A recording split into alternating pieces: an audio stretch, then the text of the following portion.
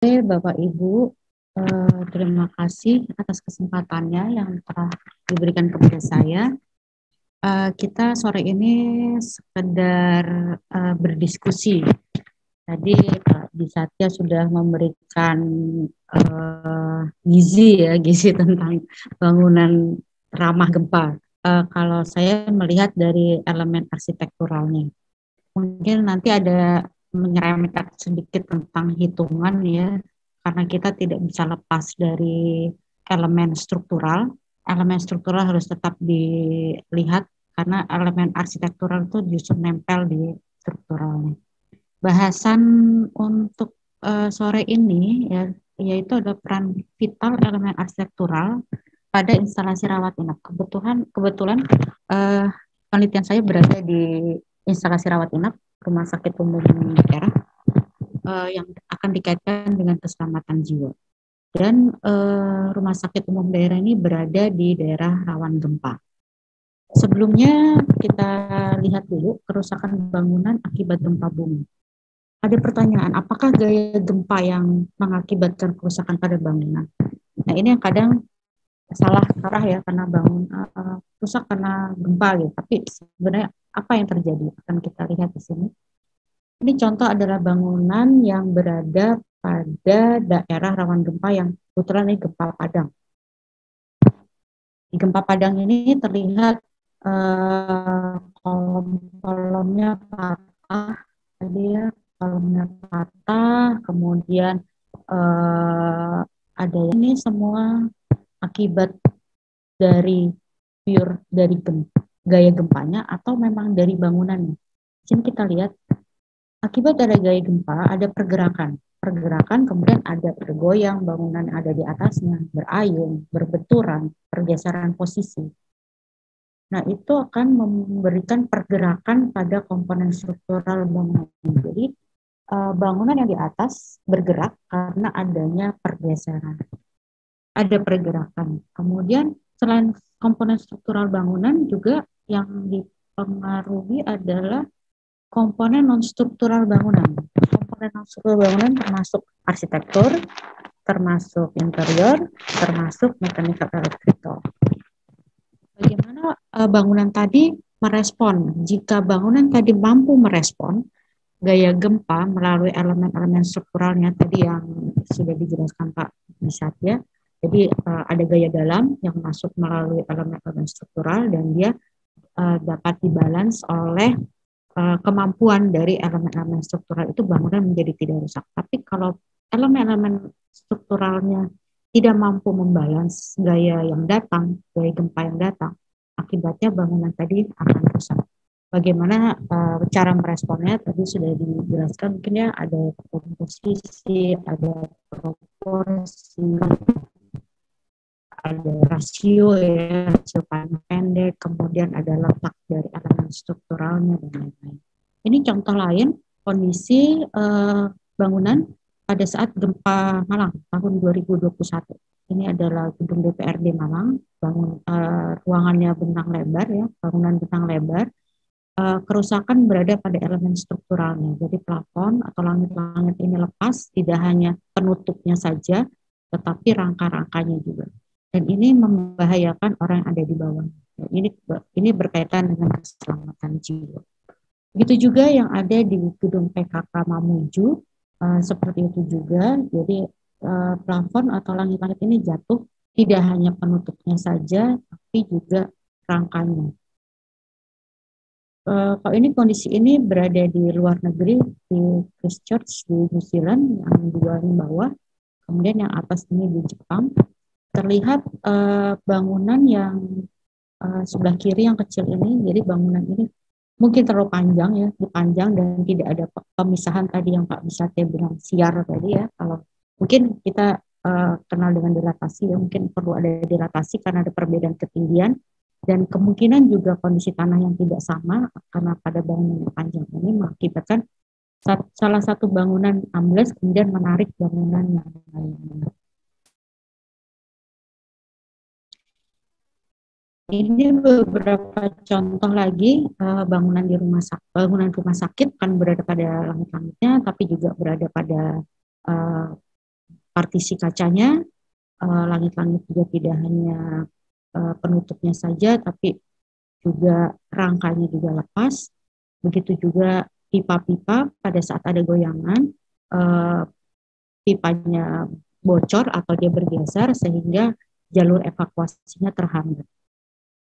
Contoh lagi, gempa yang mempengaruhi, membuat rusak, gempa di Denpasar ya, di Bali di sini, dan dia di Cianjur. Bangunan di sini menggunakan bangunan yang rusak adalah di plafon, langit-langit, penutup dan rangkanya lepas ya. Mengapa sekolah merupakan termasuk bangunan vital yang tidak boleh rusak, sama seperti rumah sakit? Karena pada saat andaikan gempa ini terjadi pada siang hari dan penuh anak-anak yang dalam keadaan panik, dia tidak dapat evakuasi, jadi ini sangat membahayakan untuk pengguna yang lemah, sama seperti rumah sakit dirawat inap, karena kondisi pasien yang lemah tidak dapat evakuasi secara mandiri, itu sangat membahayakan. Kemudian ini contoh dari RSUD Banyumas pada saat gempa Tasik, partisi dari kaca ini, bidang-bidang lebar ini pecah dan ini membahayakan dan tidak dapat evakuasi. Kemudian yang di bawah ini juga langit-langitnya runtuh. Dan yang menarik di sini, pada saat saya survei di salah satu rumah sakit di Selatan Jawa, ICU-nya menggunakan partisi kaca seperti ini. Jadi pada saat gempa, dia bunyi berderit. Pada saat berderit, nurse yang hanya sedikit di sini mengontrol begitu banyak pasien ICU, dia dalam kondisi panik, ya, berderit, kemudian dia bingung apa yang harus dikerjakan, mana dulu pasien yang akan diselamatkan. Dan kalau dilihat ICU kenapa harus pakai kaca gitu ya? Karena ada beberapa pasien yang memang harus diisolasi karena mungkin dia sakitnya mengeluarkan bau atau berisik ya, pada sakit itu berisik sehingga memang harus diberi penyekat. Tapi perawat itu harus bisa langsung melihat, sehingga alternatifnya adalah menggunakan kaca. Ini bisa menjadi penelitian lanjutan untuk material yang digunakan di ICU mana yang lebih cocok.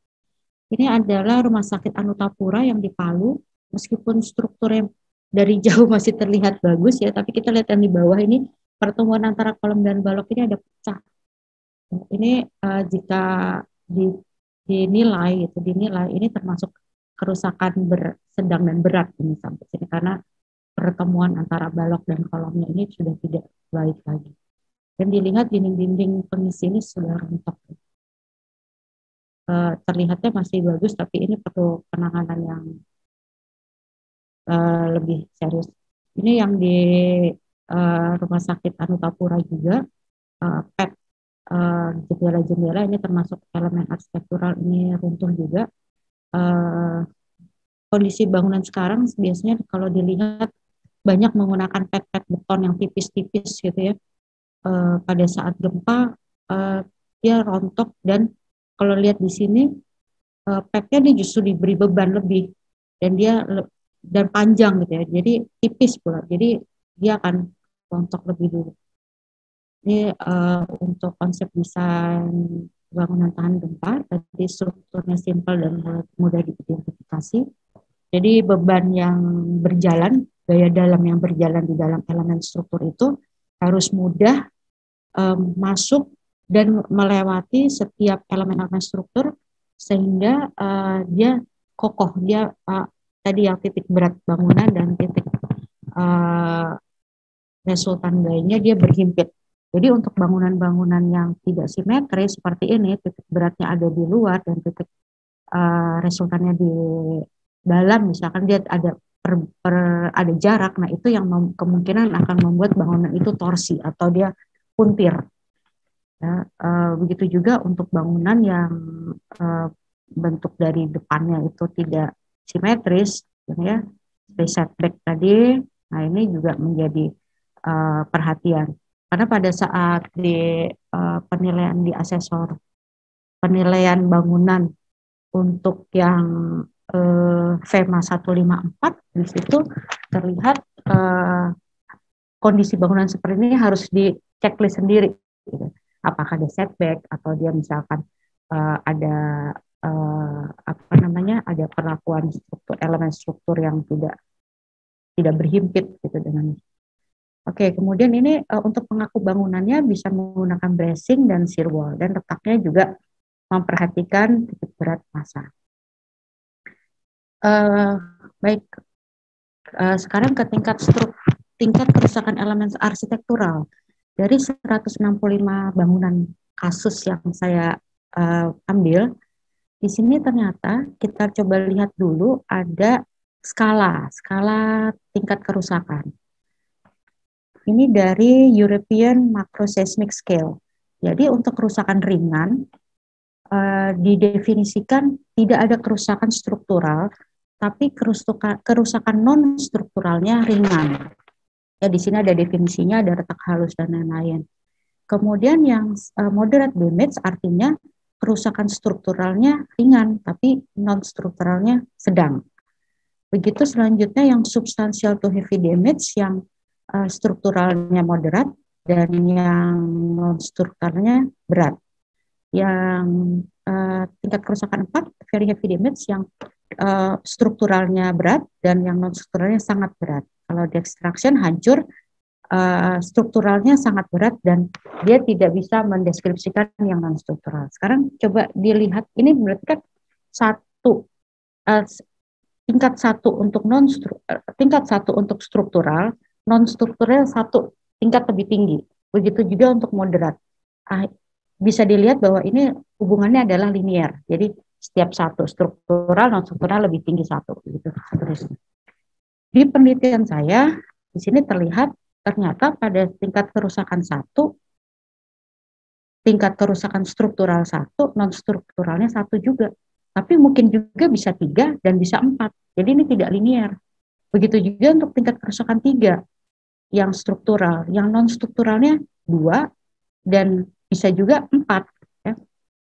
Kemudian saya bandingkan di sini yang slide damage yang non strukturalnya 0, dia tidak mudah rusak.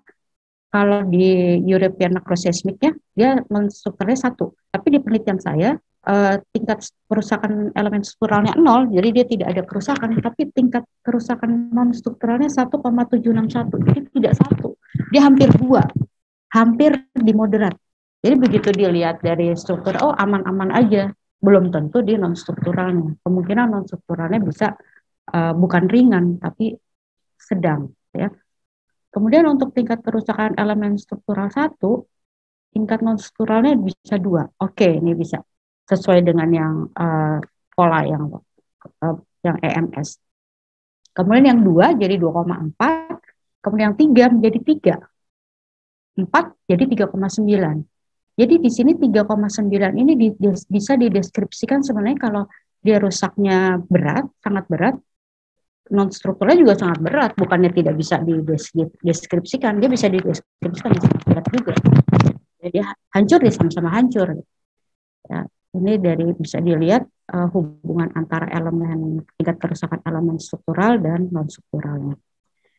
Untuk itu kita perlu lihat dulu kenyataannya. Bangunan itu secara struktural masih oke-oke aja nih, tapi kenapa non strukturalnya hancur lebur ya?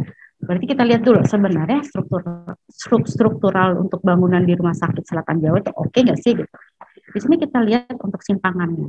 Oke, kita lihat dulu spektrum respon di sana. Ini saya menghitung menggunakan SAP 2000 versi 24. Ini buat pemodelannya, rumah sakit ini bentuknya L. Di sini ada sudut reentrantnya yang kemungkinan bisa patah ya tadi ya, bisa jelaskan. Dan kondisi baloknya tebal dan tinggi baloknya tinggi sekali. Kemudian saya beri gaya gempa dan kemungkinan mode 1 untuk sumbu X ini. Jadi ada simpangannya, kemudian yang menurut sumbu Y shape 2 dan yang rotasi punter itu di shape 3. Ini saya menggunakan acuan dari SNI 1726 tahun 2019. Dengan parameter gempa seperti ini, faktor kerawanan gempanya 1,5 karena dia bangunan vital ya. Kemudian menggunakan probabilitas gempanya 10% dalam kurun waktu 50 tahun, jadi yang jarang. Nah, di sini dilihat bahwa drift limitnya pada lantai keempat itu 27 mili atau 2,7 cm yang di maksimal yang diizinkan drift limit, tapi pada saat dicek hanya 5 mili. Jadi secara garis besar dia bisa disebut oke untuk bangunan ini. Kemudian sekarang kita lihat jenis struktur bangunan yang hasil dari saya ambil data penelitian itu kebanyakan reinforced concrete 65%. Ini banyak juga rumah sakit umum daerah di Indonesia menggunakan jenis struktur ini. Kemudian presentasi bentuk bangunan yang terdampak gempa itu kebanyakan 59% itu berbentuk I yang kena gempa. Kemudian yang tingkat kerusakannya yang slide damage itu 30%. Kelihatannya tinggi, slide damage itu ringan. Tapi begitu bangunan sudah masuk ke dalam moderate, substansial of heavy damage dan heavy damage, ini kalau digabung ini lebih besar dibanding slide damage-nya. Jadi ini tidak aman juga dengan kondisi seperti ini. Untuk elemen arsitekturalnya, apa aja sih rusak? Ternyata yang banyak adalah rangka langit-langit lepas yang menggantung 12%. Disusul penutup langit-langit jatuh dan dinding bata jatuh. Jadi 3 poin ini yang termasuk yang terbesar. Kita ambil yang rangka langit-langit lepas menggantung. Apakah ini membahayakan keselamatan jiwa, terutama pasien di rawat inap? Kita lihat di sini pasien rawat inap 24 jam berada dalam pengawasan, kemudian harus dijamin keselamatan dan keamanannya. Ini diatur dalam undang-undangnya. Kemudian di sini pasien rawat inap tidak bisa menyelamatkan diri karena kondisi fisiknya lemah dan tidak dapat bergerak tanpa bantuan. Jadi pada saat terjadi gempa, pasien tidak dapat melakukan evakuasi secara mandiri sebagaimana orang dengan kondisi fisik normal. Hal ini terjadi karena kerusakan bangunan akibat gempa bumi, khususnya kerusakan langit-langit, walaupun termasuk minor, tapi dapat berisiko terhadap keselamatan jiwa. Kalau kita lihat di sini kejadian korban gempa ya, ada 4 kategori, ada yang kejadian tidak diharapkan, tidak cedera, nyaris cedera, dan kondisi potensial cedera signifikan. Ini yang harus diperhatikan. Untuk korban dirawat inap setidaknya tidak ada yang kena ini. Ini contoh dari Rumah Sakit Mardi Waluyo Blitar. Kondisi ruang ini, jadi dari satu ruang bentuk I, ini letaknya di tengah. Jadi bukan di tepi-tepi bangunan, tapi di tengah. Jika bangunan itu ada gaya gempa, kemungkinan yang akan patah duluan adalah yang menahan momennya adalah yang di ujung. Tapi ini kondisinya di tengah. Jadi begitu dilihat ternyata kerusakannya itu berada pada genteng yang jatuh mengenai plafonnya gitu ya. Jadi ini justru kesalahan bukan dari bangunannya tapi dari elemen arsitekturalnya. Kebetulan pada saat itu di sini kosong ya, tidak ada korban, tapi cukup membuat heboh juga berita viral di media massa pada saat itu. Kemudian kalau ini di Mamuju dia benar-benar hancur atau destruction.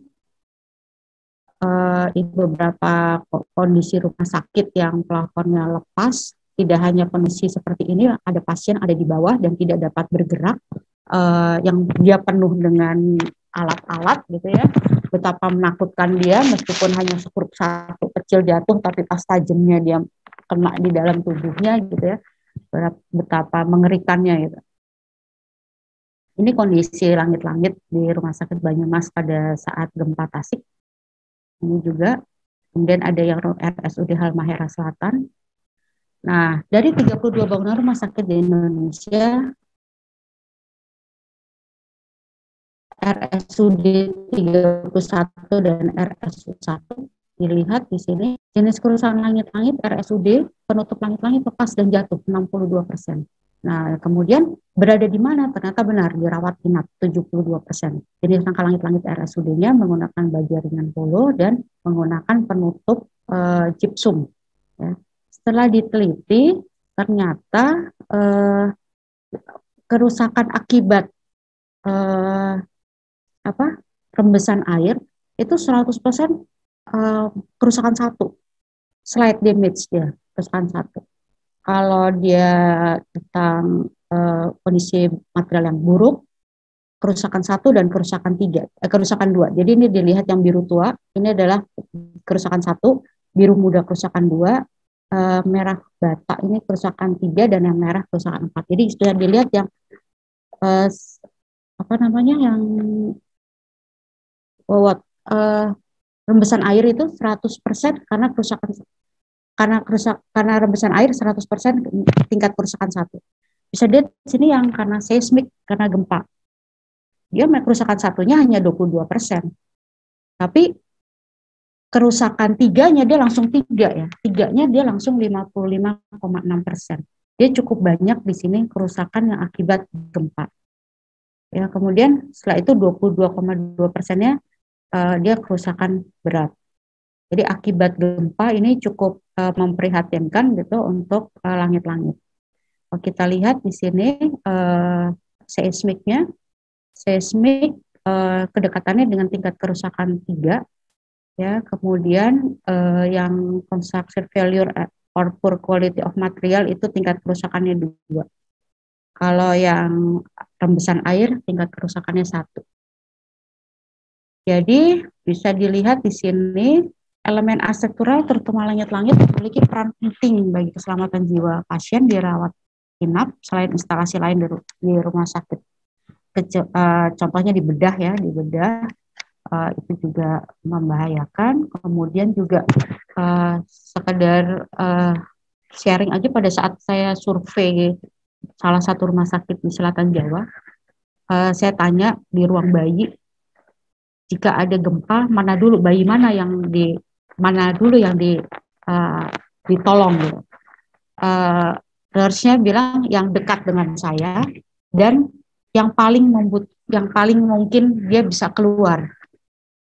Jadi ya pada saat gempa itu sangat membahayakan pada pasien-pasien yang tidak dapat evakuasi gitu ya.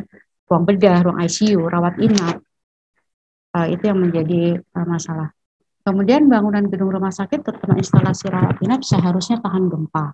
Apabila terjadi gempa bumi, tidak ada kerusakan elemen arsitektural yang membahayakan pasien. Ya, demikian. Terima kasih Pak Livian.